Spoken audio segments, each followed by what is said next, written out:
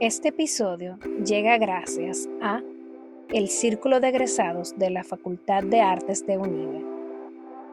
Ser arte. Tomamos tu inspiración y la hacemos realidad. Ser arte, eso que tenías en mente. Vanta, expertos en puertas y ventanas. Altri Tempi. Todas las tiendas son diferentes, pero algunas son más diferentes que otras. Banco Caribe, creemos en ti.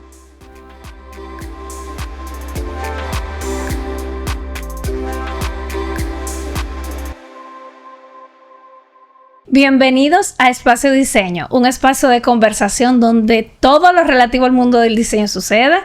Diseño industrial, arquitectura, arte, moda y todo eso que se relaciona al mundo del diseño. Yo soy Michelle Urtecho. Yo soy Rosángela Vira. Y estamos... ¿Tú sabes por qué yo estoy muy feliz hoy? ¿Por qué tú estás muy feliz? Bueno, porque cuando nosotros comenzamos este proyecto, dijimos que este espacio de conversación queríamos que pasaran cosas.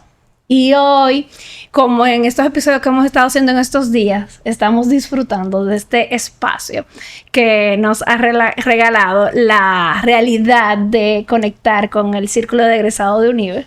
Y la verdad que ese tipo de iniciativas son las cosas que nosotros estábamos buscando cuando arrancamos. Y aquí, dentro del espacio de Ortega Arquitectos, con Lisa y de don Fran Ortega, estamos muy contentas de volver a estar por aquí grabando todo esto que está pasando por acá. Y la verdad que estos primeros episodios me han llenado el corazón de mucha felicidad de que lo que estábamos visualizando está pasando. Así es, o sea, como que esa intención de arropar, de que esta sea una plataforma donde la persona que quieran venir a aportar desde aquello que nos apasiona, con lo que tenemos un compromiso, pues que sea una realidad, como que no se vea, como que no nos viéramos nosotros tan distantes. Sí. Y hoy estamos en un episodio, en continuación de estos episodios que iniciamos con el Círculo de Egresados de la Facultad de Arte de UNIBE, con Lisa Ortega, que viene de la Escuela de Arquitectura, y Jesús D'Alessandro, que también hace parte de la Escuela de Arquitectura,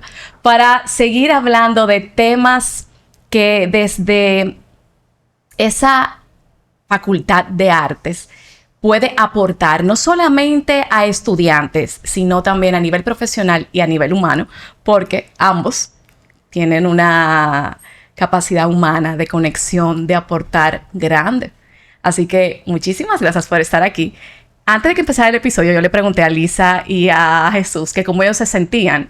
Lisa, ¿qué fue lo que tú dijiste? No, que yo me siento como en mi casa. Y literalmente estamos en su casa. Y súper agradecidas de este espacio que nos has dado. Y Jesús, ¿qué fue lo que tú dijiste? ¿Qué? No, yo me siento como en su casa. Aquí estamos. Bienvenidos a su casa.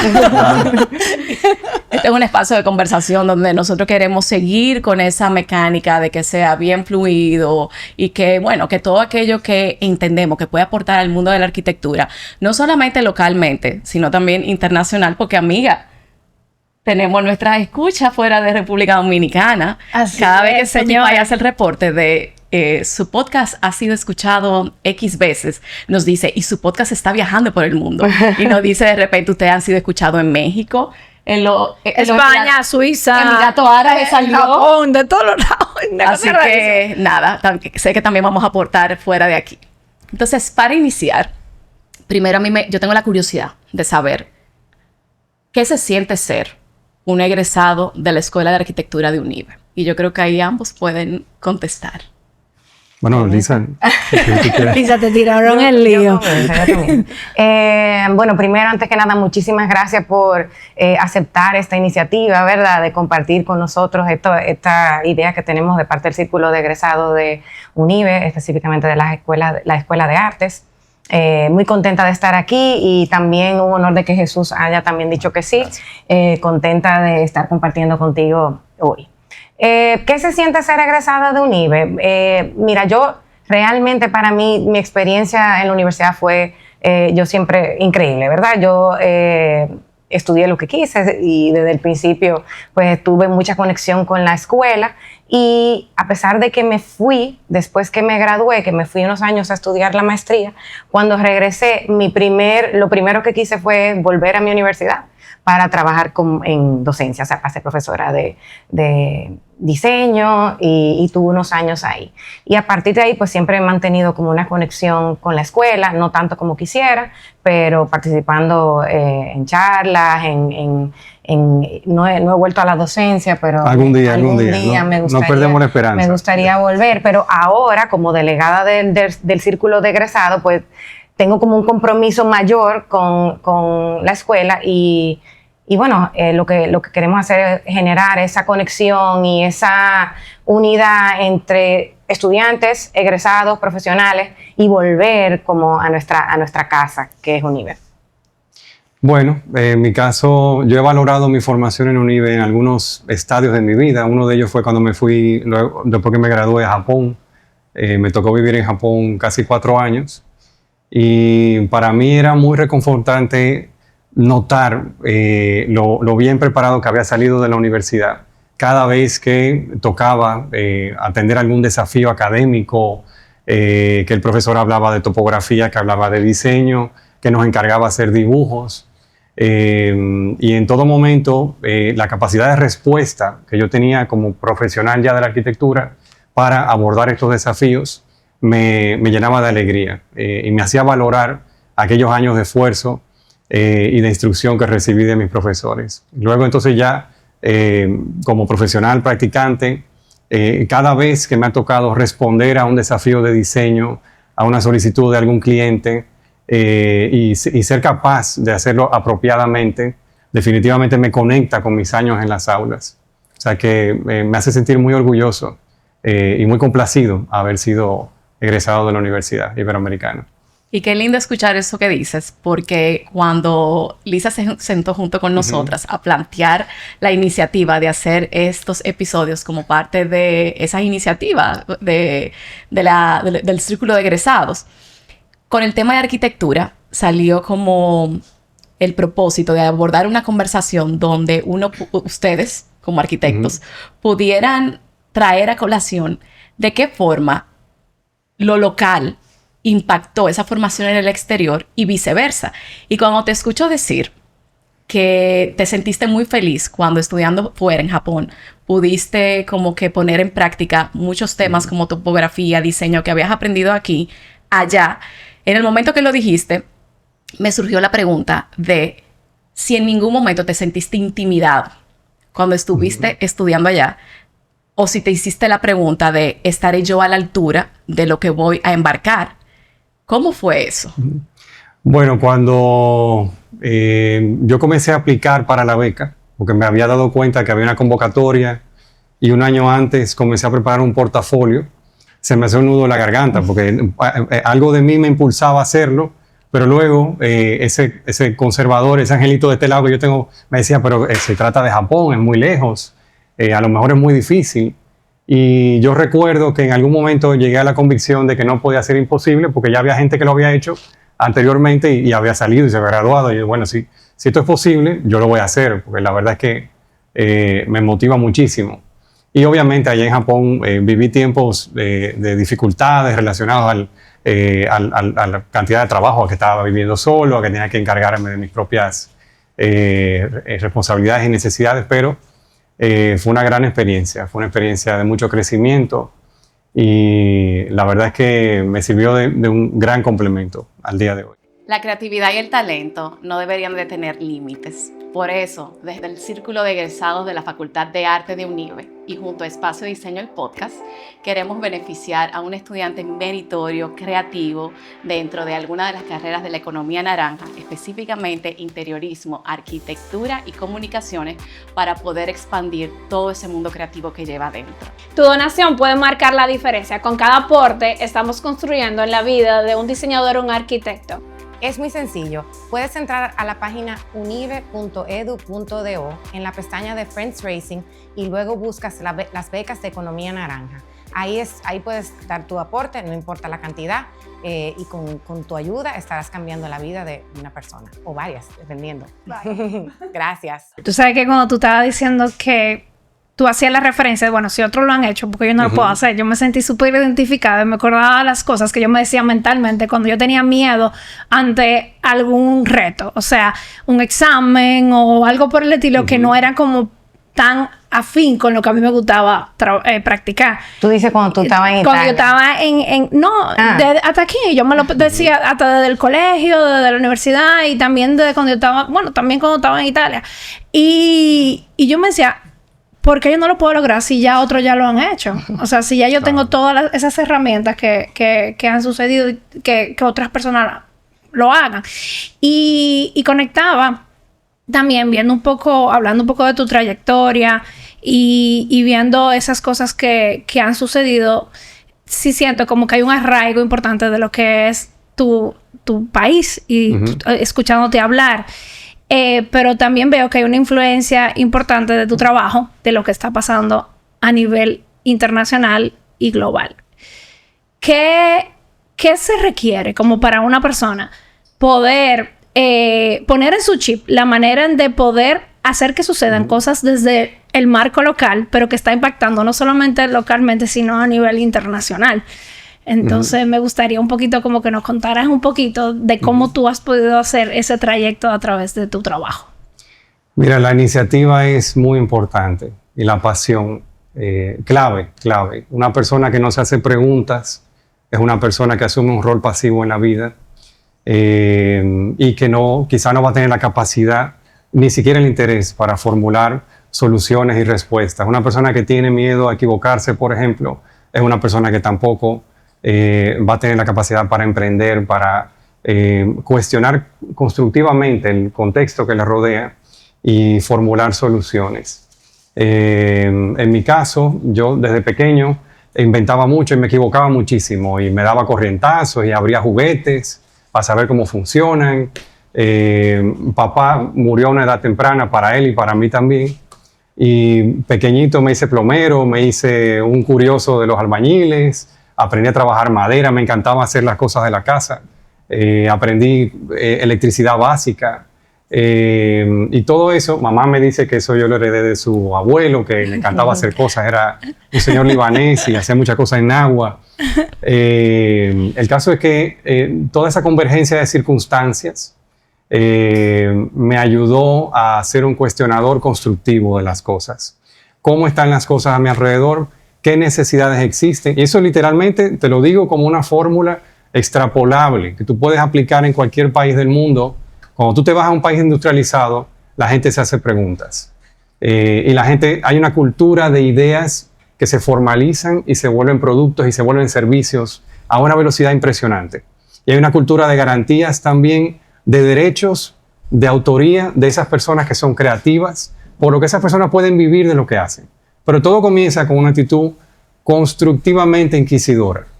O sea, entender nuestro mundo como un lugar que puede mejorar es clave para comenzar nosotros a crear una cultura de buscar soluciones y de buscar mejoras. Eso es sumamente importante. Sin tener miedo a equivocarnos, sin tener miedo a no dar en la diana con el primer esfuerzo. Hay una expectativa idealista, falsa, que decepciona muchas veces cuando uno tiene ideas, y cuando uno tiene una idea de diseño particularmente, de que la primera alternativa, mi primer gran esfuerzo es el mejor. Pues no, y eso uno tiene que entenderlo desde el principio, porque el diseño es un proyecto que se va madurando, que se va cuajando conforme yo voy adquiriendo más experiencia dentro de ese proyecto, amén de mi experiencia profesional. Yo necesito experiencia dentro de ese proyecto y fracasar un par de veces haciendo los borradores para formular una mejor versión del proyecto. Tú sabes que es increíble como el ser humano de la primera quiere tener como el resultado ya final perfecto. Y eso es más natural. Yo lo respeto porque lo comprendo, porque me ha pasado, porque comencé también haciendo mis proyectos de diseño con esa idea y me frustraba mucho cuando de pronto había algo que yo me daba cuenta que no estaba funcionando. Y una vez, yo se lo cuento mucho a los estudiantes de allá en Unive, no se lo vayan a decir a nadie porque esto es un secreto. Yo recuerdo que en diseño 1 por ahí, yo vi un libro, me encontré con un libro de biblioteca que debe estar por ahí todavía, de un señor que hacía unas maquetas de jabón. Y yo dije, wow, esto es lo último. Déjame yo hacer mi maqueta de jabón. Yo vivía 15 minutos de la universidad caminando. Yo siempre iba caminando a la universidad con todos mis planos, con todas mis maquetas, con todas mis cosas, mi caja, mi tubo. Y nada, decidí hacer mi próxima entrega de diseño con una maqueta de jabón. Me pasé 3 días sin dormir, haciendo mis cortes. Fui y lo compré en el multicentro. Había unos jabones de Cuava verde en ese momento. Y yo no sé si fue el químico, el jabón, o que yo dejé de dormir 3 días, pues yo como que me desconecté un poco de la realidad y comencé a ver esa maqueta como lo mejor del mundo, la cosa más chula del mundo. Y nada, agarro mi maqueta, me la pongo en la cabeza, mi tubo, mi caja, todas mis cosas, y voy a caminar 15 minutos para arriba para Unive. Llego al aula 3 días después sin dormir. Pongo la maqueta arriba de la mesa, se acerca el profesor y él vio la maqueta y me miró. Y yo entendí perfectamente el significado y el mensaje de esa mirada. Así que yo agarré mi maqueta de jabón, me la llevé al baño y me lavé la mano con ella. Se acabó, no es personal. Yo entendí perfectamente. No importa que yo tenga 3 días trabajando, eso es irrelevante. Lo importante es entender el mensaje a tiempo. Él fue un profesor honesto, porque él pudo haberme dado paño tibio y no ayudarme quizás a yo cuestionarme, pero entendí perfectamente la mirada y aprendí que no es personal. Y me fui a lavar mi mano con maqueta y hice otra maqueta. ¿Sí? Y seguí trabajando y las cosas comenzaron luego a quedarme mejor conforme yo dejé de tomarme personal el hecho de que las cosas no me salían perfectamente desde el principio. Eso es irreal, es una quimera. Entonces las cosas se maduran, se organizan. Me alegró muchísimo cuando llegué a Japón que mi sensei me utilizaba para yo ayudarle a hacer maquetas a él luego, porque me encantaba luego hacer Superado. maquetas. Pero eso comenzó... Ahora una pregunta. Claro. ¿Quién es el sensei? Es mi profesor. Se le dice así, así, sensei. Sí, es como el maestro, japonés, ¿no? el maestro, Como el correcto. No, ajá. Correcto. Lisa, a mí me encantaría que tú contaras un poquito de él. Porque, Bueno, no, yo iba- porque la gente ponga en contexto, porque yo hice una pregunta y creo que me volé el contexto de él, ¿verdad? Sí, no, yo creo que conectando con la pregunta que tú hiciste de cómo de repente la carrera de Jesús y su trayectoria ha impactado de manera quizá global e internacional. Yo no sé si ustedes saben que Jesús obtuvo una patente y está en el proceso de obtener una segunda, o yo no sé si ya salió. Ya salió. O sea, para que ustedes tengan una idea, yo creo que en República Dominicana deben de haber 70, 80 patentes, no más de ahí. Muy pocas, sí. Y mundialmente, bueno, mucho más. Cada país, bueno, se ocupa de nosotros no estamos, y ellos tienen ya 2 patentes. Entonces, O sea, dígase el 10%. Sí, Más o menos. lo que sería Casi el un 10. proyecto interesantísimo, que la verdad, Jesús, me encantaría que tú contaras un poco de ambos realmente, para que nos cuentes de qué se trata. Bueno, hay un proyecto, es el de hace unos años ya, la primera patente que nos concedieron, es de un domo que se forma a partir de una lámina plana. Esa lámina plana tiene grabada una memoria como una geometría que es fractal, o sea que los polígonos que están en la periferia son fracciones enteras de los polígonos que están en el centro, y luego podemos hablar un poquito más sobre eso. Y esa geometría informa a esa lámina plana cómo fruncirse para formar un domo. Y luego cuando tú dejas de necesitarla, vuelve otra vez y se pone en estado plano, es fácil de almacenar, de transportar y una serie de otras virtudes, es combinable, se puede ajustar dependiendo de las especificaciones del cliente. O sea, que no es un domo estático, sino un domo que es algo que se transforma. No, y también tiene diferentes dimensiones. O sea, tú tienes Tú lo puedes varios pasar. módulos. Vamos a decir que es modular. yo entendí ese Correcto. pedazo, pero yo digo, o sea, el domo queda estático en el tipo de espacio, aunque se transforme, o es algo que yo puedo llevármelo para otro lugar. Sí, tú te lo- puedes desdoblarlo y doblarlo de una forma que te permita transportarlo, porque es como una hoja, Exacto. como un origami, como ustedes mencionaron. Wow, ahí como es que está el gran... que es un recurso. Las geometrías transformables del origami son un recurso que ahora está muy de moda en la industria espacial. No sé si ustedes han visto esos satélites que tienen esos paneles solares que se despliegan y luego se pueden volver a plegar. Todo eso es geometría origami. National Geographic sacó un artículo hace 2 años aproximadamente hablando sobre la importancia de las mesas de trabajo para proyectos de estructuras de origami en la industria espacial. Tenemos una industria espacial que está creciendo exponencialmente y hay muchísima inversión ahora mismo en arquitectura y en estructuras efímeras transformables de esa naturaleza. Yo recuerdo que a mí me causaba, yo tuve 2 episodios que me marcaron en mi crecimiento ya de adulto joven, que me hicieron entender la necesidad de estas estructuras que sean modulares y que sean multiusos. Uno tiene que ver con una experiencia que tuve muy de cerca. En el 2004, en diciembre, yo tenía ya 3 años en Japón y me vi la cara con 2 amigos que tenía allá y decidimos irnos de mochileros al sudeste asiático, diciembre de 2004, a conocer. Y nos fuimos a Taiwán un momento, luego cruzamos a Tailandia y dentro del viaje en Tailandia nos fuimos algunos días al sur de Tailandia, a donde están las playas y unas islitas muy bonitas y todo eso. Y luego un par de días de pasarnos, tirar miles de fotos y de conocer todo eso por ahí, ver las playas, nos miramos y nos dijimos, bueno, ¿qué hacemos ahora? Una opción era irnos a Phuket, que era una isla muy cercana a ese lugar donde estábamos nosotros. Y la otra opción era irnos al norte, a Chiang Mai, cerca de la frontera con Birmania. Y por un asunto de último minuto, nos decidimos por la opción número 2. Chiang Mai en vez de Phuket. Chiang Mai. Y un par de días, no sé cuánto, muy poco después de que salimos de ahí, vino el tsunami del 2004. Cuando tú lo ibas diciendo, sí. bien, no puede ser. Estando nosotros en Chiang Mai, vino el tsunami.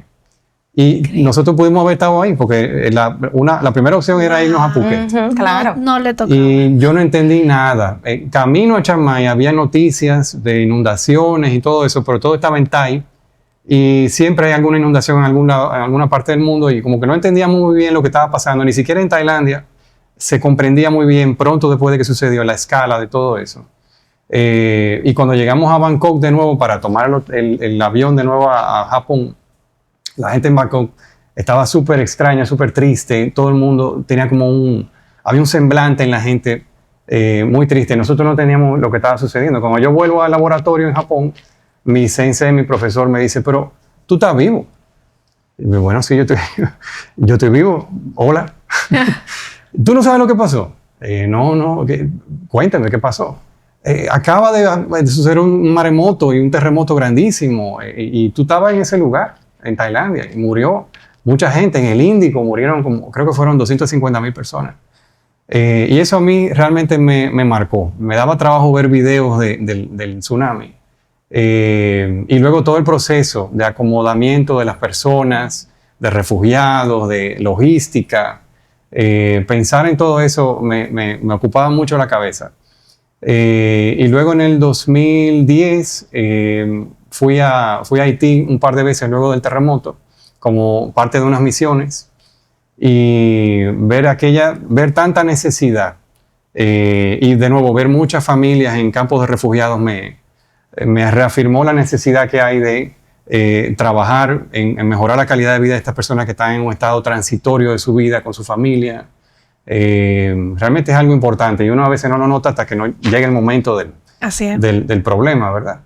Y bueno, con todo eso en la cabeza, ahí estuve hace un par de años jugando con mis hijas en algunas mesas de algunos sitios de comida, no voy a decir nombre porque después me quieren cobrar un porcentaje, pero siempre te dan un papel al principio y antes de servirte la comida, entonces yo con mis hijas me ponía a jugar ahí y como que me di cuenta que había cierto potencial en una geometría que estaba trabajando con mis hijas y dije, escúchale, déjame ver si yo desarrollo esto y de pronto formalizo e investigo a ver si alguien más ha pensado en esto, si esto es original, y entonces ya ahí comencé de la mano de Leandro Félix, nuestra rectora, que es una mujer increíblemente visionaria, nuestras vicerrectoras,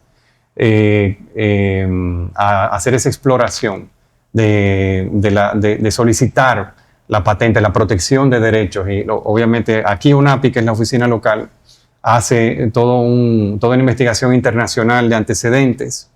Y cuando te conceden los derechos de patente es porque internacionalmente no hay una solicitud, una idea parecida, y registra en esos bancos de datos tu información de tu invención también. O sea, que otra persona en otro país del mundo no puede registrar la misma idea, que es algo sumamente importante. Amén de que tu patente sea nacional o regional.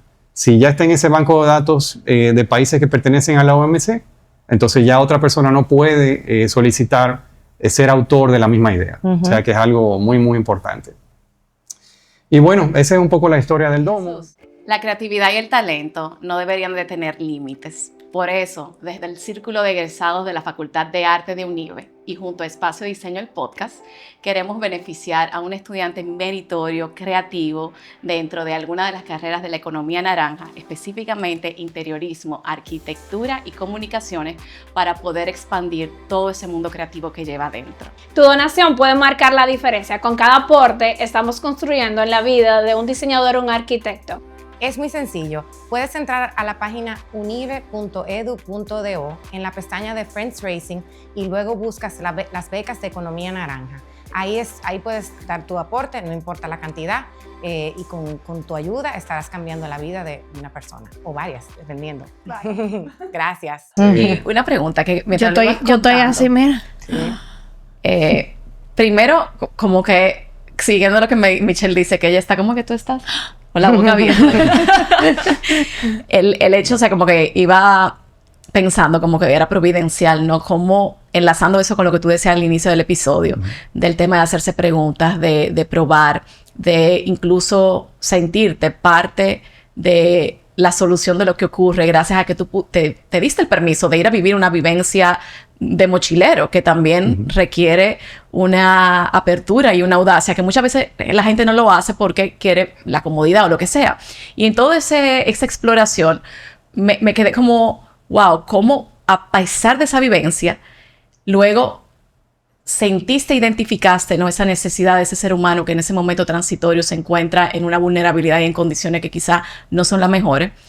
Cómo toda tu formación en la arquitectura, unido con esa experiencia personal que pasaste, y luego la forma en la que jugando con tus hijas, esa idea siguió evolucionando, me surgió la pregunta de cuánto tiempo surgió desde que ese episodio pasó del tsunami hasta el momento en que se hizo el diseño, qué tiempo pasó ahí, y luego después que el diseño estaba hecho y que se patentó, como para comprender cómo una idea llega a materializarse hasta el punto de llegar a patente, pero más que cómo, ¿qué tiempo tomó eso? Bueno, esas experiencias que te dejan con inquietudes se vuelven como un norte, amén de que no sean la causa directa de una consecuencia en el corto plazo. O sea, tú te quedas con eso en la cabeza, seguro que hay algunas cosas que ustedes tienen como norte, como una ilusión para hacer más adelante en la vida. Y me pasó con el proyecto del domo. O sea, yo me quedé como con el gusanillo de en algún momento dedicarle tiempo a esto. Entonces, creo que ya o estaba casi comenzando la pandemia o había comenzado, y dentro obviamente del clima de incertidumbre de la pandemia y todo eso, también tuve la oportunidad de sentarme y poderme concentrar en este tipo de cosas que no pertenecen a las obligaciones del día a día. Claro. Llamo a Leandro Félix, le digo, Leandro, tú trabajaste en una patente para algo que tiene que ver con odontología, ¿cómo fue el proceso? Entonces ahí me dice, no, mira, tú tienes que hacer esto, aquello, aquí hay un formato que hay que llenar, hay que ir a ONAPI. Y bueno, ONAPI me daban siempre la retroalimentación de lo que hay que hacer. Y esa experiencia con la maqueta de jabón para mí fue formativa, porque en la vida, en la embajada de Japón, cuando yo iba aplicando a la beca, también me devolvían 10 veces, ¿no? Te falta tal papel, y en todo derecho, porque así debe ser. Te falta tal papel, te falta tal cosa. Yo tengo un sobrinito ahora que ayer me dijo, yo no sé, tío, yo siento que todo me sale mal. A mí las cosas me dan más dificultad que a los demás. Y yo dije, mira, esa es la vida. A mí me pasa y me va a seguir pasando mientras yo tenga vida. Eso es natural, no te preocupes, no te desesperes, así es la vida. Entonces me devolvían, te falta papel, te falta aquello. En UNAPI, de todo derecho también, o sea, creo que ese es el debido proceso. Habían unos dictámenes de forma y de fondo, que todavía tiene que definir mejor tal cosa, que debe definir.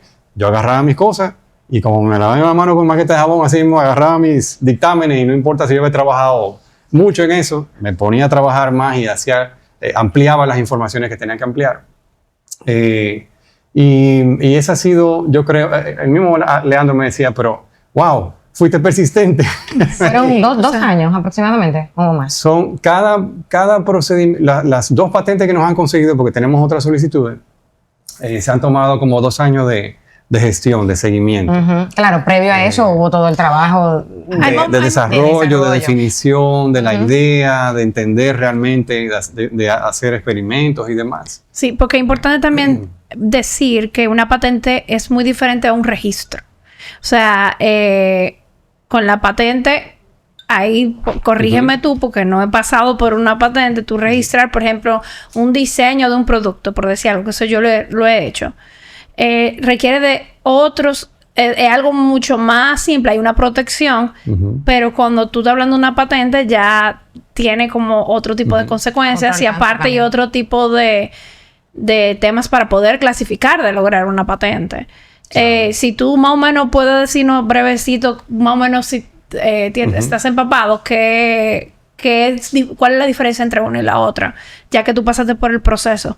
Sí, bueno, si tú proteges los derechos, reservas los derechos de un diseño arquitectónico, por ejemplo, que creo que es una figura que existe. Tú puedes decir, mira, este diseño con estas características es mío. Y si alguien de pronto quiere reproducir características específicas de este diseño arquitectónico, pues tiene que entenderse conmigo comercialmente, económicamente o algo así. Eso es un hecho y es un recurso que le asiste al diseñador. Y el diseño gráfico también es objeto de reserva de derechos. Por eso abajo muchas veces tú ves un membrete que dice derechos reservados. Cuando tú solicitas la protección de derechos de una patente de modelo de utilidad o de una patente ya en un sentido más estándar, lo que hace la jurisdicción ante la cual tú estás haciendo la solicitud, porque hay diferentes escalas de cobertura. Tú puedes solicitar una patente que tenga una cobertura de protección comercial de derechos dentro de los límites de un país o dentro de los límites de un grupo de países. Creo que no se puede hacer algo universal. Tú tienes que hacer un estudio de mercado y definir en dónde tú quieres proteger esos derechos. ¿En cuáles zonas? De comercialización, de manufactura, de ese producto que tú estás definiendo. Lo que hace esa entidad, ya en el marco de los acuerdos de la OMC, de la Organización Mundial del Comercio, es que habiendo hecho el debido proceso de validación de que ese proyecto es original tuyo y que es comercializable, pues te concede esos derechos que tú puedes enforzar, no sé si la palabra en español es la misma que en inglés, lo que tú puedes hacer valer en esa jurisdicción. Hay cierta protección fuera de la jurisdicción porque independientemente de dónde tú quieras proteger esos derechos, la oficina local de país de patentes registra, como te mencionaba anteriormente, en una gran base de datos universal desde a la que tú puedes acceder desde la Oficina de Patentes de Europa, desde la WIPO, la World Intellectual Property Organization. Google Patents tiene acceso a esa base de datos. Donde quiera que tú googleas base de datos de patentes, googleas el código que se te asignó o el nombre del autor o el nombre del proyecto, aparece esa gran base de datos universal dentro de los países de la OMC que tiene ese proyecto, y no importa en qué jurisdicción tú hayas protegido esos derechos, se le niega la misma solicitud a otra persona que quiera hacerla. O sea que tiene cierto nivel de protección en otras instancias donde no se haya solicitado la protección. ¿En qué sentido? En que no le van a conceder los derechos a terceros que quieran solicitar la protección de derechos a nombre de ellos mismos de algo que ya esté en esa gran base de datos universal. Así funciona.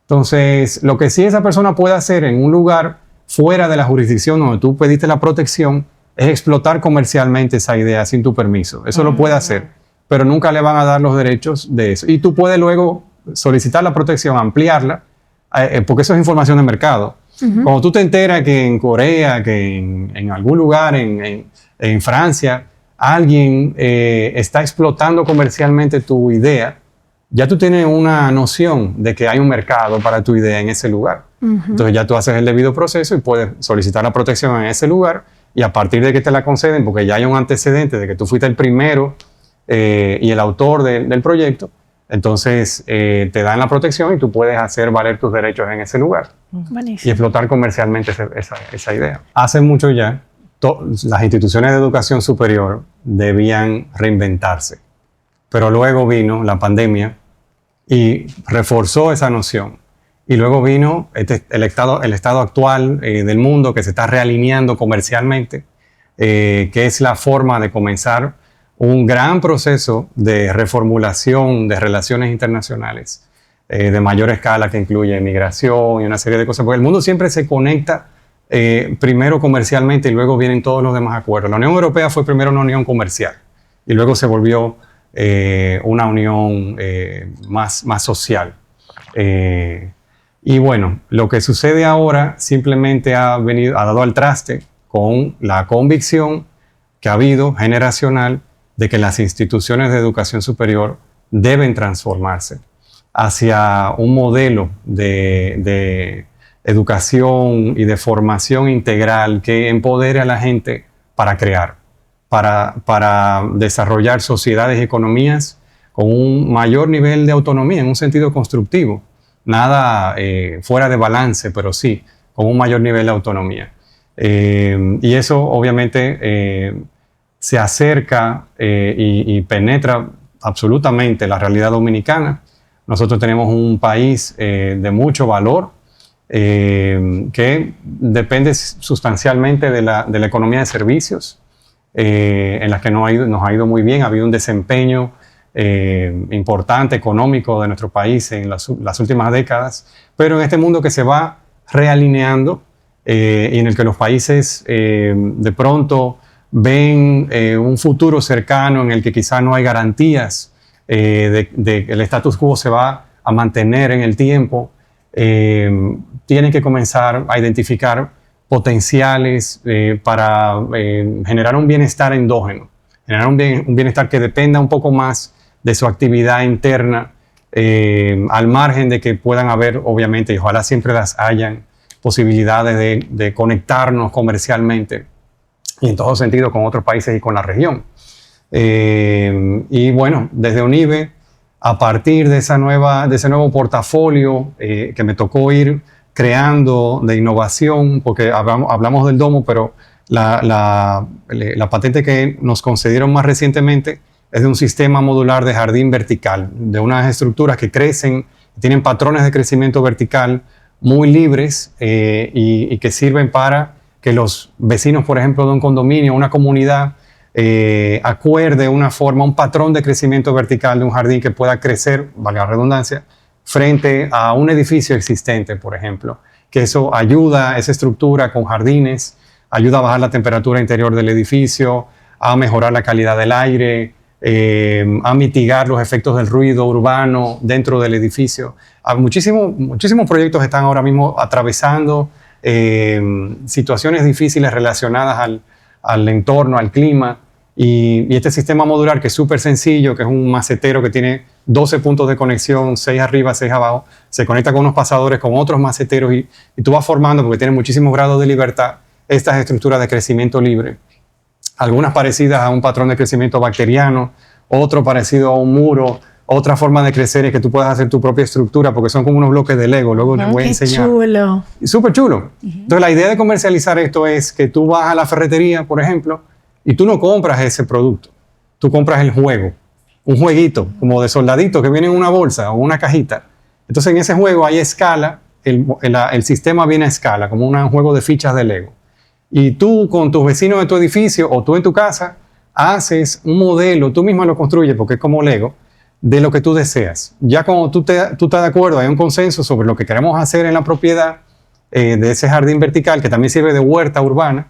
Entonces tú vas y haces el encargo al proveedor en la ferretería y ese producto te llega a ti en un tiempo X. Ese es otro de los proyectos. Otro tiene que ver con energía, otro tiene que ver con láminas estructurales que salen a muy bajo costo, producir cubiertas porque no necesitan vigas o columnas, sino que su propia lámina exterior es su estructura. Con ese portafolio de proyectos, ya desde UNIBE comenzamos a abrir camino hacia una cultura que queremos que pase a otra generación de creación endógena.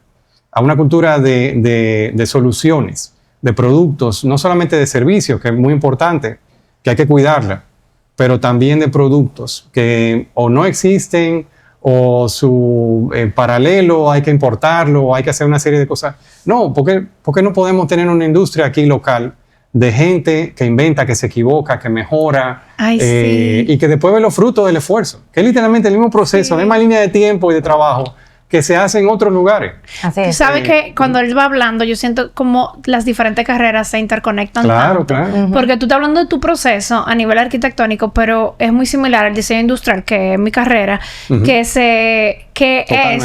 es a otra escala. Es un diseño industrial simplemente a otra escala, porque al final lo que está pasando en un objeto, en los casos del objeto, porque también son soluciones de las que tú estás hablando, de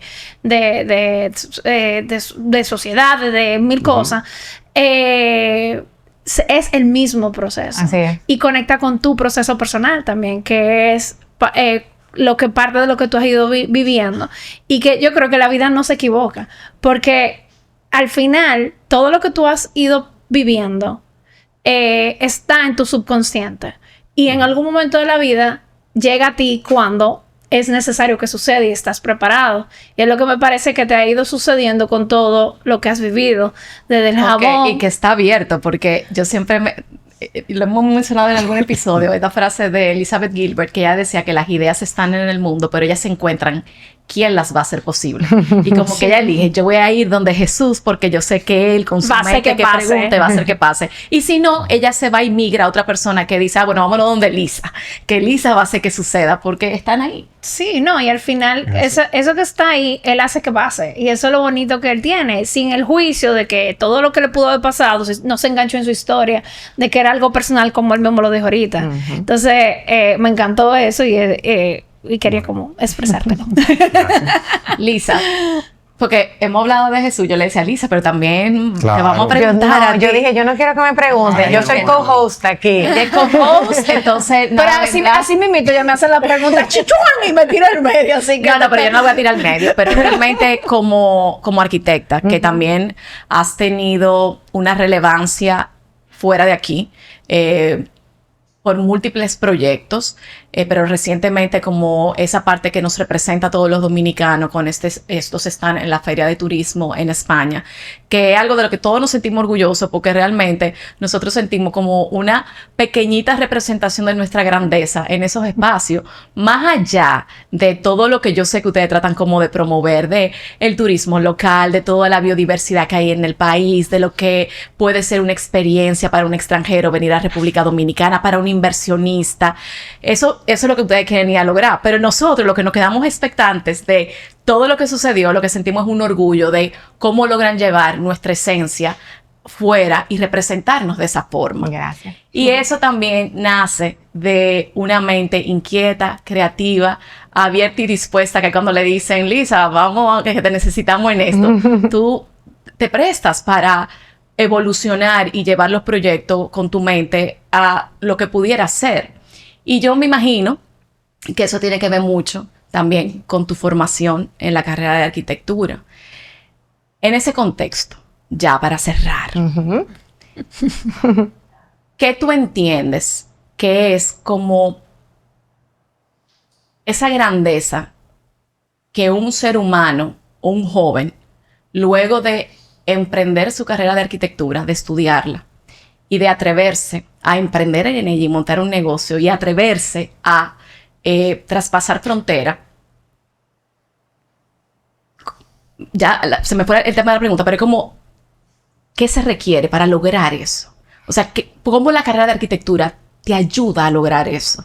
¿Y qué debe de conjugarse? Wow. ¿Cómo la carrera de arquitectura? No te entendí. Tú sabes, como que... Sí. Bueno, mira, yo te diría que en mi caso personal, el tema de la arquitectura y la arquitectura efímera, por ejemplo, son dos términos como contradictorios, porque la arquitectura es algo como muy permanente y la arquitectura efímera es algo efímero, como dice su palabra. Y yo siempre digo, y lo repito mucho, creo que ya lo he dicho 1000 veces, de que a mí lo que me encanta de la arquitectura efímera es el hecho de construir y destruir, y que va un poco con el mismo tema de la maqueta de jabón. La hice, pero nada, no funcionó y ya. me lavé las manos. Un poco con ese concepto de que no estoy apegada a esa obra que, a pesar de que es mía, no es mía, es de todos. Entonces, yo creo que como arquitectos, pues tenemos una formación de que lo nuestro es como muy permanente. Y creo que la intención debería de ser no lo que es, sino lo que te hace sentir, cómo eso te puede cambiar, cómo la capacidad de nosotros diseñar transforma vidas, mejora la calidad de vida de las personas. Entonces, yo pienso que no hablando de grandeza ni mucho menos, sino un poco como de visión, de cómo uno quisiera que las cosas fueran, y es simplemente trabajar y diseñar pensando en cómo eso que nosotros, esa responsabilidad que tenemos nosotros de diseñar con un propósito, y ese propósito es pues mejorar la calidad de vida de las personas. Yo creo que es.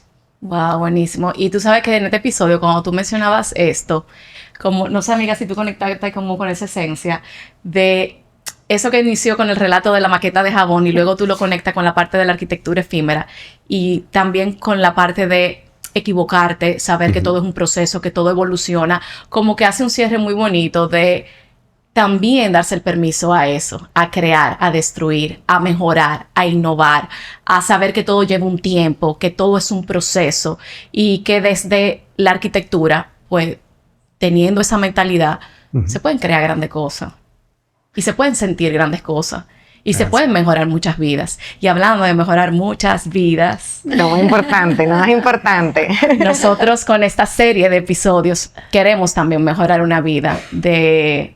O quién sabe si más. O quién sabe si más, y va a depender de nosotros. Claro, va a depender de nosotros. Y lo que están de aquel lado.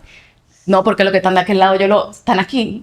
Porque acuérdate que cuando creamos Espacio Diseño, dijimos que esto iba a ser un espacio de conversación donde el que nos está escuchando, nos está viendo, se sienta parte de esta conversación. Así es. Y como parte de esta conversación, nosotros, junto con el Círculo de Egresados de UNIBE, tenemos la meta de poder donar una beca a un estudiante brillante que quiera y que asume el reto de estudiar cualquier carrera que sea, ya sea o de comunicación o de diseño de interiores o arquitectura, y tener una posibilidad más allá de la que cuenta actualmente.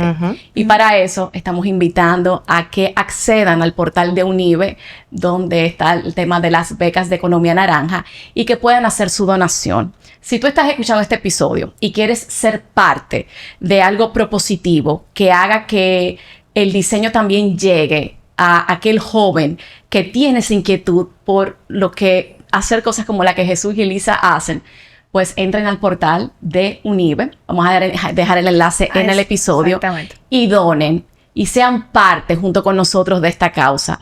Nosotras estamos deseosas de lograr al menos una beca, y yo sé que lo podemos hacer porque todos los que nos están escuchando son personas que cuando nos encuentran en la calle nos dicen, nos encanta su espacio, nos proponen temas, y de esa misma manera ahora nosotros le proponemos a ustedes que sean parte de esta iniciativa para que podamos incluso hasta ser un caso de éxito de lo que como gremio de diseñadores, interioristas y arquitectos podemos lograr cuando se crean iniciativas como esa. Yo creo que nosotros contamos con una comunidad maravillosa y que siempre se ha sentido súper identificada con iniciativas y de ser parte. Y como dice Espacio de Diseño, un espacio de conversar, de crear cosas, de crear realidades. Estoy segura que el que llegó hasta este punto del episodio está dispuesto a también hacer parte directa con esta causa. Y cualquier aporte es bienvenido, no importa la cantidad. Y es muy sencillo, es entrar en la página de UNIBE y buscar en la pestaña de Friendsgiving y ahí realizar su aporte. La verdad que estamos muy contentos de poder contar con esta plataforma para cambiar vidas. Así que nada, vamos a ver todo lo que logramos y lo vamos a comunicar ya luego que cerremos esta serie de episodios junto con el Círculo de Egresados de la Facultad de Artes de UNIBE. Gracias por haber llegado hasta aquí. Gracias, Lisa. Gracias, Jesús. Gracias, mi co-host. Gracias, ¿Quién fue que quiso hablar? ¿Quién fue la que quiso hablar más? Lisa, que dijo, no, lo vamos a acabar el episodio. Muchísimas gracias por ser parte. Este espacio es de todos ustedes y nos vemos en una siguiente entrega. Chao. Gracias.